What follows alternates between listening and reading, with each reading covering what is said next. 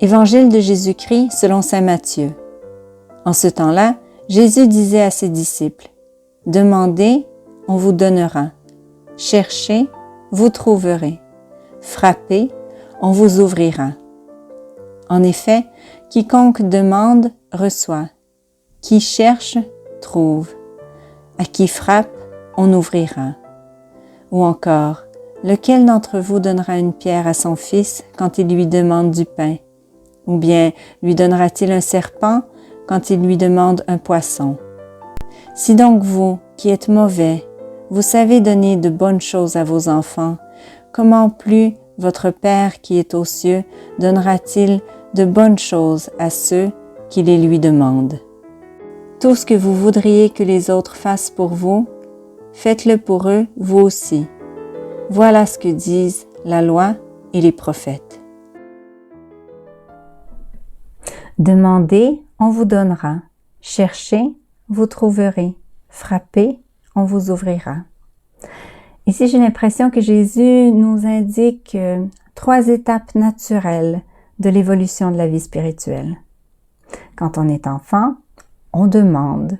On demande de bonnes choses, la santé pour nos parents, de l'aide dans les examens, des petits jouets qu'on voudrait tant avoir.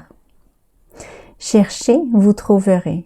En grandissant, Jésus nous invite à le chercher et le trouver dans toutes les petites choses du quotidien, dans tous les domaines de la science, dans toutes nos relations. Alors, en découvrant les lois de la nature, on découvre aussi le Créateur qui a tout créé pour nous par amour et qui a tout créé de manière idéale. Alors, dans les lois de la mathématique, les lois de la physique, les lois de la biologie, on découvre le génie de Dieu. Frappez, on vous ouvrira. Alors ici, j'ai l'image d'une âme contemplative, d'une personne qui contemple Jésus devant le Saint-Sacrement, durant la prière du cœur. Et si on cherche à être tout simplement dans la présence de celui qui est, et petit à petit, il ouvre notre cœur, notre âme, afin que la vie céleste soit en nous, dans notre quotidien, que la joie qui est au ciel, qui nous attend au ciel, fasse partie de notre quotidien.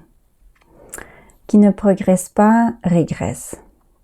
Alors je vous invite à cheminer en Dieu. On ne vit pas pour prier, mais on prie pour mieux vivre.